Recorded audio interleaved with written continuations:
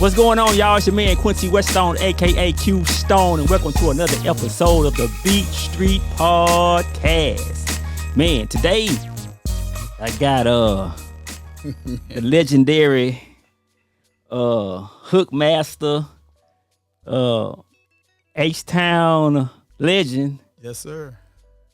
Billy Cook in the house. What's going on, man? What's going on, everybody? Yeah. What's going on, Q Stone? Ain't too much, man. Thank you for having me. Yeah, for sure, man. Yeah, man. What's been going on lately with you? Man, life in the music, life in business, life in growth, and living my best life. Yeah. I don't have no complaints, no worries. Yeah. The family life, married life, just anything that's about change. I'm with it. Still looking good too, man. That's Hey, a man, blessing right there. Man, I appreciate it. That's you too, a man. blessing, man. Hey, we age, we're growing grace. Yeah. Growing grace. Yeah. Right on, man. So for the people, man, who don't know who you are, a lot of people know, but there's people who don't know. Okay. Who is Billy Cook? Billy Cook, the guy, so iconic young man from humble beginnings, all the way from the country, all the way to the city life. A little bit of country, a little bit of rock and roll too as well. Yeah. But most people, they know me from the legendary classic songs, all the way back from 1993. Yeah.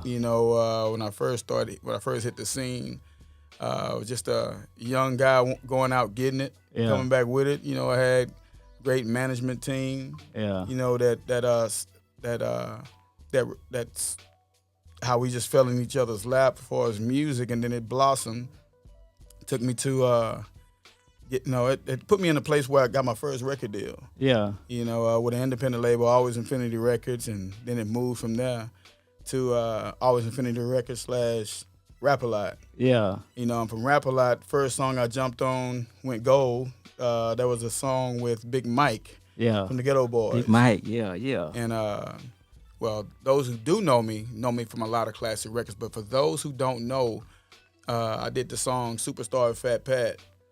First it was the Big Mike record, but that went gold, and people didn't really. They didn't really know to look in the credits like they did back in the day. Like, hey, who's that playing the instrumentation on Michael Jackson records? Back in the day, the Off the Wall records, everybody was following all those records. You knew who they were. But me, fresh on the scene, the record that gave me the notability, the visibility, was the Superstar with Fat Pat and Mike D. Yeah. And that's from the Ghetto Dreams album. Yeah. So people know the part. Yeah, player haters wanna know who you are when you're coming down from the superstar. Coming from that south side. Yeah. That's the first one I heard. That's what I heard about you for. Straight up, man. Yeah, but after that, it seemed like my management was just putting me into places and then say, just sing. People just, a closed mouth don't get fed. People need to know who you are, need to hear your voice, and you need to project. You need to open your mouth. You can't just, mumble talk, and, it said you got to open your mouth and say out of sight, out of mind. So they was putting me into places, and I started getting more recognition, and that's really all I wanted to was get heard. But I never, in the beginning, for those who were just gravitating to my name, they know me by voice and either by face if they've seen me, but So after that song with Fat Pat, right? What happened from there? What did that jump start? It jump started I'm gonna say a mini blockbuster revolution of people recruiting me for their records. To sing their hooks. I was always, hey, I got a hook for that. They be in the studio. I would be in so many studios and just singing. I was just making sure that people heard me. And it started coming to life. People start recruiting me and start referring me to other artists being in the studio. I know this hook singer. I know this guy, Billy Cook. And I know this lady, Cynthia Cook. She got this artist, Billy Cook. And those names you couldn't hear one without the other, and it started becoming more known as she started taking me around the most studios, start picking up management. They start getting me on tours. Tours start coming about. Yeah. Picked up a tour. I was on tour with Silk, Frankie Beverly Mays, R. Kelly, the Isley Brothers, and then my management had ties to the Globetrotters and their friends, and so I started singing for private parties for like Zena Garrison, Laurie McNeil, Robin Givens. They were friends, and so I was start doing parties, and it just grew. And then coming from the high school part, me and Keke, we were classmates, me and Lil Keke. Okay. So in the Jones High School, I was in a lot of high schools. I was moving around. My dad, they was in the Army, my dad was in the Army, and my mom was a school teacher, so we moved around a lot. So to bring it home, all of those different things kind of just start catapulting me and throwing me out there. Yeah. Just in the relationships. And like in Houston back then, man, it wasn't a lot of really good singers on hooks in the rap community back Right. then. You hear a song and it be good, but the singing kind of be a little, you know what I'm saying? So during that time, hearing you and it's sounding good, the doubles sound the Right. same, because you know how them H-Town songs be. Yeah. They'll dub it, and then they don't like actually match, and you can kind Right. of hear it You can waving hear it. through the hook. So, but just to hear that, man, that it was sounding good. It was like a professional record back then for H-Town, Yeah. for the south side of H-Town, man. And I can tell you how that actually helped shape and change that sound. Because of my background I came from singing, I was literally singing in the streets, wanting to be heard, I said, I'm gonna go to the big city, I'm gonna make it big. So when I got to junior high, I started doing more of the singing. Then I went to high school and started singing with an actual group and started learning from the group how to sing harmonies, how to really sing, how to blend. I started learning blends. I started learning how to sing in the choir. And then from the choir, I got in band. And then so I was like, okay, the music element, all these things start happening. And then when I got on those hooks, the first hook I did had nothing to do with doubles, stacks, none about the blends like what you were talking about as far as start making everything sound good. But it was a part of that creativity. And because the first record I sung on with Big Mike was ad-libs. Yeah, okay. It was like the length of that song. That song was 4 minutes and something, 4 minutes and probably 22 seconds. I ad-libbed on just 2 tracks. I was in there and I was out of there. Same thing with Fat Pat. That song was like 3.5, close to 4 minutes. I said, let me hear it. They played it. I said, let me hear it one more time. I kind of get the melody. Now I got it. Okay, run it. And that's what happened with that song. So now I was like, okay, my voice being heard. I started doing more songs, and from what I learned from singing with a group I was with in high school, that's when the harmonies started working for me because I already knew how to do it, and I had people who were kind of like coaching me, saying sing it this way, that played instruments. So I was in a group with people who played instruments, and so they wouldn't let me hit no bad notes. Yeah. And so that's how most of those records that you hear now today, they were shaped and influenced from my history or my past history of coming from high school and singing with singing Coolie High Harmony, mimicking the Boyz II Men and the Jodeci's at that time. So I just kept doing the same thing. I never changed my format. I never changed my flavor. It was still the same flavor from back then. The only difference is that the flavor or the seasoning I was using is on a different. Every record I get on is like a different food. Yeah. But everybody want my seasoning. Yeah. And so that's what I did. And so that's what gives everybody that harmony, making it sound good. And so it's kind of hard to change that. Yeah. So how many name all the artists that you worked with or done hooks for in your I mean, if you can. If I can. So I will say this. It's a lot of records. I've probably featured on close to 900 records. Okay. And I guess name the so ones. I'll name the ones that I can remember that's current in everybody's mind that they listen to and they associated with their grew up listening to you. Yeah. Let's see, Fat Pat. Yeah. Big Mike, Lil Keke. You have Lil Mac. You have Big Pokey. You have 3-2. You have Lil O from the album's Blood Money. You have all these records. You have, Lil Flip. Yeah. You have Deep Threat.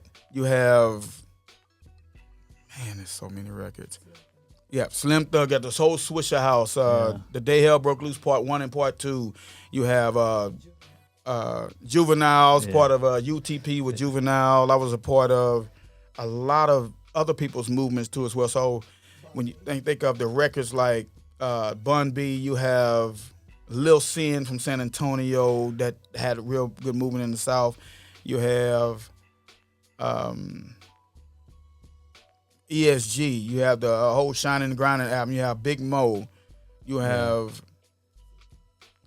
Man, you can probably just, It's a lot of records. Ronnie Spencer. Zero. Trey. Yeah. You have, especially those, some of my biggest records to this day was the Superstar Fat Pat, the Trey and the Zero songs that I did. Mm-hmm. You know, Life is a bit, Yeah. you know. But no, those records, Days of My Life. Yeah. The new records with I think, matter of fact, the records that you and I did. Matter of fact, I'm on your records too. Yeah. You know, and along with a few other artists that you introduced me to that had some history. Mm-hmm. Yeah, man, that's right on, man. That's right on. So, tell me, how did you end up working with Juvenile during that time?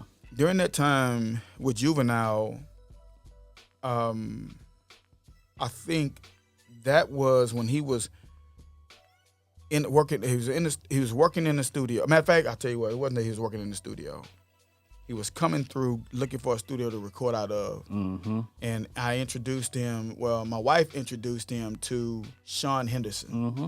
And he was recording off of 59 and I think Corporate. Yeah. And that's how that happened.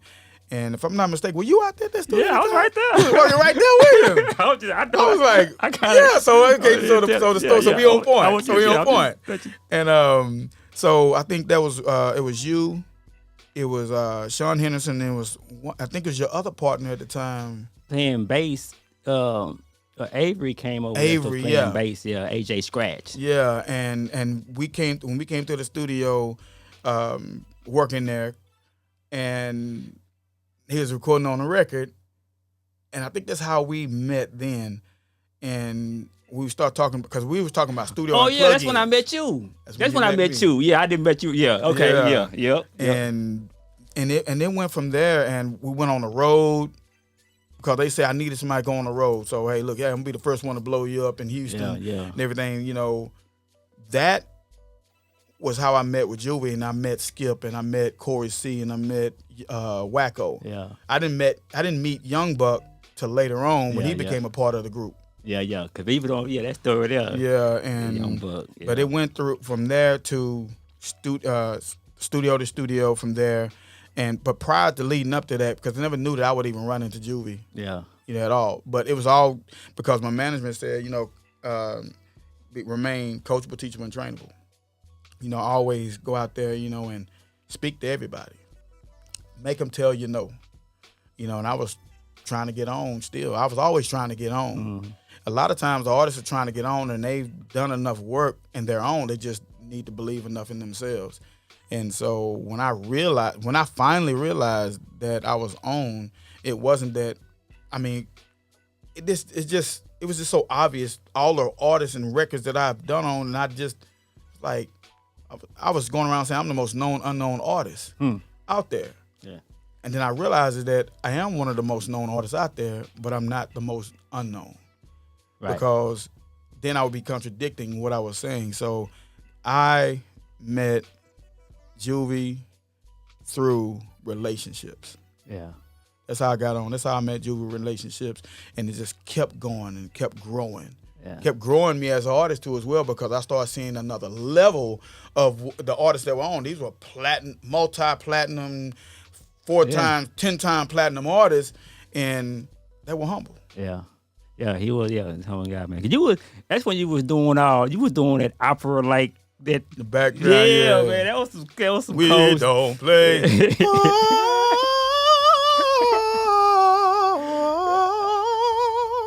Doing all kind of Yeah, I used man. everything I learned in the Yeah. music and choir, and so like I used all of that in all of the music that I did with everybody. Yeah, man. And my influences was the Isley Brothers and the Donny Hathaways, the Dave Hollisters, the artists that had already made it big in my eyesight, you know. Yeah. Man, and then, you were like part of the, when you think about Houston artists throughout the years, you are in that, know. And it's, I was just thinking about on the way here, all the artists that like are gone from here, you know what I'm saying? Like who you work with, Big Pokey. Did you ever work with Hawk? You work with Hawk? Work with Hawk. Maybe he's on my album. As a matter of fact, Pokey was the only one that didn't that he wasn't on my album, but I was on a lot of it. I was his favorite singer. Yeah. Fat Pat, of course. Who else, man? DJ Screw. DJ Screw. Yeah. Mixtapes with him. I was on. Who else? Quite a few people, man. Yeah, quite a few. And I just think about that, man, because we had some legends out here who have passed, man, and Big Steve. Did you ever know Big Steve? Yeah, Big Steve. Yeah, I was on some of his records. Yeah. Now, what's so crazy is some of the artists, even some of the ones that are deceased right now that passed. I was on some of their records, but they never got a chance to put them out. Yeah. So who knows where those records are at? I was on artists that came to Houston. Like RWO back in the day, they had like everybody on the album from Bone Thugs to Lil Old, Big Pokey, Big Mo. They came and got all of us on their record. Yeah. But they became a staple, But then again, life happens, and then people do something different, just for odd reason. Yeah. So artists come and artists go, just like the seasons. Yeah, man. So it's always kind of like a blessing still be here, man. Oh yeah. Man, I counted a huge blessing, man. Yeah. Oh yeah. Yeah. So how would you name your sound? Billy Cook's sound. What would you say it is? I used to say my sound was more something serious. But now it's like it's more iconic. When I say iconic, it's a big sound because there's no other person like me. I'm the originator of who I am, all because of God. God gave me something unique and placed me in an era to where that whole entire era you can't get around that sound. Yeah. It still exists to this day. It's gonna be around, like, for instance, like the song I had from guy, he was running some numbers. You think about Superstar with Fat Pat, for instance. It's an iconic record. It's an iconic artist. I just so happen to be on that and still be a part of history to this day. That's still playing on the radio. That's been around since 1994. I sung on a record in 1994. It didn't come out to 1996. Yeah, that's on Rec Shop. Yeah, Rec Shop. I did the song with Big Mike in '94. So all these records still have its time in history, but it's a part of my story versus the history is my story.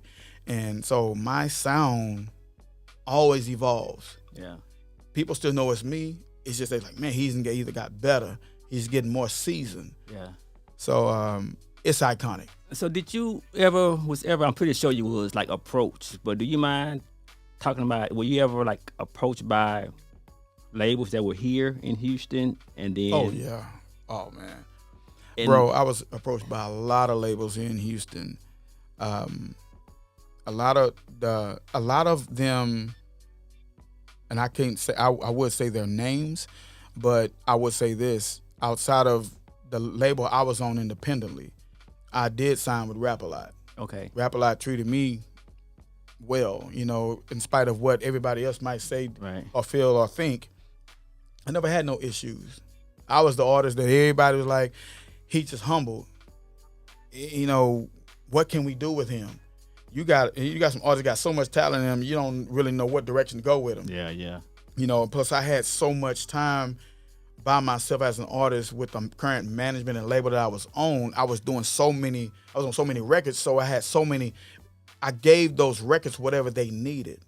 So my style was so diverse with them. So with all the labels that wanted to sign me, they thought they could do better than what I was already doing, but yet they didn't really have a clue because most of them were only rap labels. That's, you know what, when you think about it, during that time, I can see them not knowing what to do with you. Especially here in Houston. Because we were still, we was a big country back then. We do like, we different now. But during that time, I can see that, man. Like, what we gonna do? What we gonna do? Yeah. You know? And I couldn't even fault them, you know. Yeah. You know, but whatever it was God didn't intend for me to sign with them. And then and then with a couple of, it was only one that we did kind of a joint partnership venture, you know, joint venture together. But and they could have made it work, but I think it was more they didn't let me take point. They didn't let me be the quarterback of a sound that I was already in motion. It's like I had so much momentum going. It's like you just want to throw walls. Yeah. And so I'm like, but I'm meant to go through walls. Yeah, right on. Like your sound is meant for the world, not for you know. Oh yeah, it's meant for the world. It's meant for me. Like I'm on a lot of country records now. I'm on a lot of jazz. I'm on a lot of pop artist albums, you know. And I'm just trying to make sure that no one misses out, because I take that the same energy that created me is the same energy that I'm passing on to other artists. You know, I don't go in and press upon what I have on them, but if an artist asks me, you know, what you think of this, or what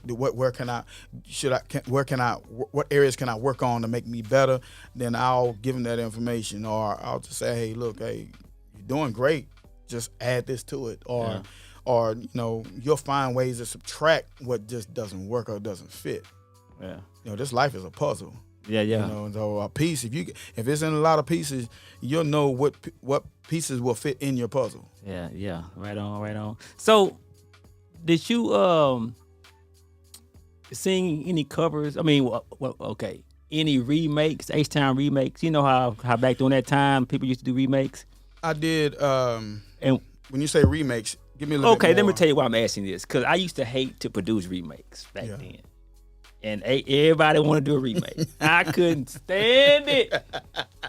Because I was just like, why are we doing this? You know what I'm saying? And really, the city didn't blow up until it was original stuff. You think about it. I mean, okay. Fat Pat, Trunks Keep Popping, right? Yeah. That was a remake. That was a big Top Drop. That was a big song. All right, I get out. Yeah. But man, there's a lot of other ones, man. Everybody wanted to remake, and I was like, why y'all remaking these songs? You know what I'm saying? But like nobody really got the biggest deal until it was the original song. If you think about it, in a sense, you're right. And then in a sense, some of those records were big remakes. Right. So you think about, I'll tell you why I say that. Youngster, Knocking Pictures Off Your Wall. Yeah. That was somebody else's record. It was a remake, a remix. It was a remix. The beat was chopped. Yeah. But it was recognizable. Yeah. If it was a remake, it may have been the ones. I think you know what? Let's just backtrack. It wasn't a cover tune. There we go. Wasn't a cover tune, but people remixed the track is what I'm gonna say. Yeah, but the hook was different. I mean, it wasn't different. Yeah, it wasn't. They just used the beat. Right. Yeah. You know, so because even with Youngster, I Want to Be a Baller. Yeah. Like those chords was from Prince, right? Yeah. So you know, but it was a whole new song. That's a little different. I would have never known it was Prince until after because you were so focused. The lyrics and the song was so powerful. Yeah. And the track, it still carried that song, but the energy from all the people that jumped on that record made it different. Yeah. Yeah, so man. It's like people was not keying in on, like, I'm not, hey man, I wonder where that beat came from. They wasn't like that. No. You know, unless a person just robbed the whole track. Yeah. So I'm kind of glad the era was over, man. Made room for people to really be creative and produce. Yeah. You know, and capitalize off their creativity. Yeah. So what you been cooking, man? What you been cooking recently? Man, I got some great stuff. I every year, and I'm gonna release some, guys. I'm gonna release some. I haven't released a record. I haven't had to release a record since 2008, like a long play album, or LP. But I have released singles here and there. Reason being is because I'm so busy staying current in so many areas, so that when I release my record doesn't just come out and stop at the front door. It can at least go around the city versus around the neighborhood. Yeah. So some records just reach the neighborhood. So you still have that passion and that desire to release music and create music. Is that I still do. that It's still there. It's just doing it differently. Okay. The older you get, you be like, okay, I better not put that out. Yeah. Or I better not release that. Yeah. Hey, if I'm gonna sing this, when I sing, and I have control over me doing the choruses, or anybody send me records, as long as I have creativity to do it, and especially because time is really important. Yeah. Time is really important. Yeah, it is. So when I'm working on a person's record or hook or chorus or ad libs, and it's in my space, I'm able to go through and edit it and get out the bad stuff, because I've recorded at a lot of studios and I wasn't able to go back and fix notes. Okay. Because they might not. So I made sure that I invested into me. Yeah. So I invested into the equipment that I have to make sure that I have the best mic, the best compressors and limiters, outboard gear, and also the software. Yeah. Right on. So that I can stay current and compatible with other people that I'm working with. And then if I have to come to their studio to even shape or rechange something, I can still go and know that I'm going to a studio of quality of the same or better. Yeah, man. Cause I think, just for me knowing you, man, I don't think the world got enough for you. I'm reinventing who I am every day. I'm doing something different, but I keep that same. Yeah. Cause I know, it's that same heat under the seat. Yeah. Cause it's different times, man. The music industry is a lot different now. It's a good and a bad. Well, I won't call it bad, but the good thing is you don't need nobody to create stuff no more. You don't need to go to no big studio. You don't. You don't need no label. You can drop a song today and put it out tomorrow without going to nobody. Exactly. You know what I'm saying? But the bad part about it is everybody can do it. More people can do it, so it's even more saturated. Yeah. That's so now they gotta find you. They gotta find that needle, really, exactly, in that haystack. You know what I'm saying? So, but it's still good. There's still space for good artists, man. There's still room for people who actually have the talent to do it. Yeah. And I think as long as you continue to have that talent, continue to use it in whichever way God has you to use it. You know what I'm saying? So yeah, man. So man, I wish we could have got a little longer, man. It went by so fast, but I got to go to a rehearsal, man. Well, look, man, it's all good, because we gonna do this again. I promise you that. Yeah, man, we got to do it again, man. Where can people find you? What you got coming? I think you just said it, what you're doing, but just tell people where they can find you, man. And yeah, man, we'll do it like that, man. I'm on Instagram a lot. My Instagram is The Real Billy Cook. I post from there to make sure that it actually converts over to my Facebook page so you can see it. My TikTok, I'm on there. That's Billy Cook. That's Mr. So Iconic.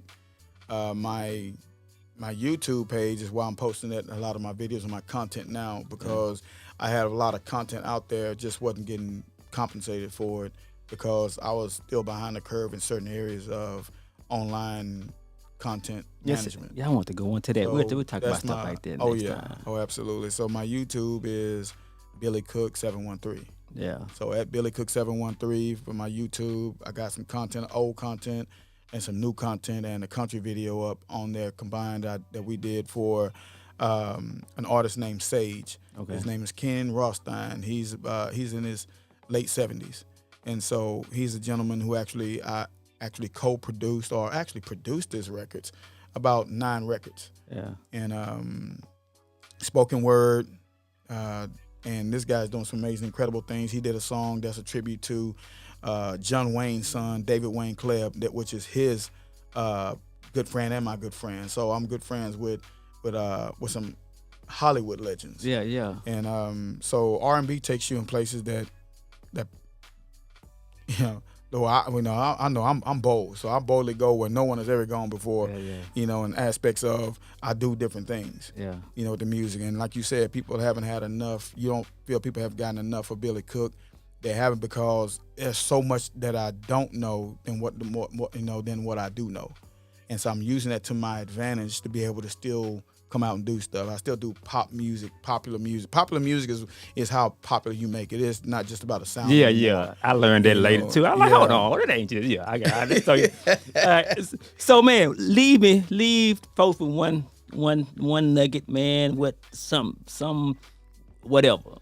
We in this world to come together and push each other to the top, you know, being competitive in a gracious space, and that, you know, that we have to continue to speak, live life in pictures, colorful as much as we need, much as we can, and remember that you only get one life, you got to live it, and always strive for better, and remember, you know, to create a wealth movement and not just a broke mentality. You know, a lot of people stay in a broke mentality so they can't get to the wealth. So wealth is created where opportunities are, you know, not yet known to many. And so where I'm at in my life, my wife and I, who's still my manager, I get fired all the time. Yeah. You know, because I get a little bullheaded, you know, because sometimes in the music I think I know what I'm talking about all the time, but a lot of times, you know, you got somebody that sit back and that's listening. And I want y'all to remember this: get your manager. Get your managers. I'm gonna say that. Get your manager, because a lot of artists are always doing a lot of the talking. They don't have time to listen because they do too much doing a lot of the talking. And remember that if you have management who another pair of ears, remember that the person that's listening most of the time is making the most money. The person doing a lot of talking is making the less. Yeah. Right on, man. Hey, you ain't lying, man. See, I wanted to get on family and all that, man. Already, y'all. Y'all appreciate y'all watching this episode of the BeatStreet Podcast. My man Billy Cook was in the house. Hope to see him again real soon. God bless everybody, and thank y'all for listening and watching already. Thank you. Look here, guys. You know, I am really grateful to a lot of other artists that I've been very fortunate to work with, you know, over a short period of time, and made a very heavy impact on my career. And that's why I keep pushing forward. And so I want to give some shout outs to like Lil Keke, Showtime, Cliche, Erykah Badu, Devin the Dude, also Carl Miggity Mays. Who else? Matter of fact, I got a list of some people here. Let me just do this real quick. Shout it out. Oh yeah. Ice Water Slaughter. You got also Royalty, Young Chill. Now Chill, I'm gonna talk about Young Chill, who's doing some incredible things. Young Chill was one of the first producers I bought a beat from. Man, I'm telling you, man, them boys, that was off the chain. He doing some major stuff like for Beyonce and everybody else. He's getting gold, platinum. Matter of fact, I haven't seen him get a gold record, but I have seen him get platinum records. You know, so that says a lot about him. Also, I have, matter of fact, shout out to the Cook Boys, you know, my brother, you know, and also Young Star, Lil Troy, Jaime, you know, SUC Jaime. Also Ken Rothstein, and you know, many more, Trey Bugs. You know, I really grateful for you guys. And also, last but not least, you know, the young man that made it possible for me to be at this podcast today, you know, Q Stone. You know, appreciate you, man. Hey, he's doing some incredible things. I work with him on a lot of records. As a matter of fact, if it wasn't for some of the records that Q Stone did for me, did for artists like Trey and Zero, I wouldn't have been heard like The days of my life, the struggle I'm going through, 'cause times are too hard, but I gotta make it through the ghetto of my life. The struggle, it ain't right, but it's time to move on. Strapped with my chrome, 'cause I feel like they're coming for me, but I'm gonna keep rolling on a gorilla, going out like a soldier that's mobbing till it's over. And look here. Peace, and I'm out of here. Man, I want you to hit it up. How that pain? What was the other that pain? Oh. That one? Pain, can you feel my pain? Can you feel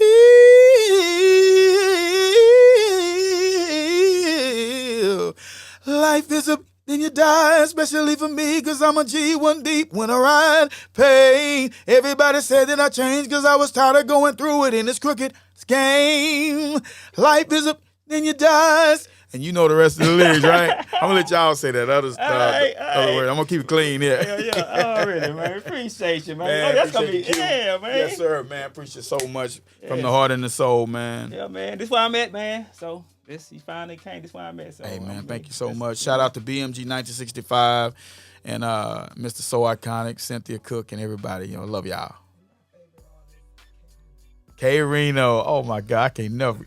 Oh, my God. The whole, man. Yeah. It's so many people. Hey, look at I'm on about K Reno. Look, I can't leave without saying shout out to K Reno. Yeah, go ahead. Let me tell you why I'm going to say shout out to K Reno, because this is one of the hardest working men in, I'm going to just call it showbiz for him, because look here, he released, I'm on 6 of his records. He released 6 records all in the same day. That deserves an Oscar. Yeah, K Reno, man. Oh, yeah. So, shout out to K Reno, big brother K Reno. Yeah, man. Right on. All yes, right. Sir. That's good right there, man. That was raw. I like that. I like that right there. Yes, I'm sir. glad we did that. So, cut.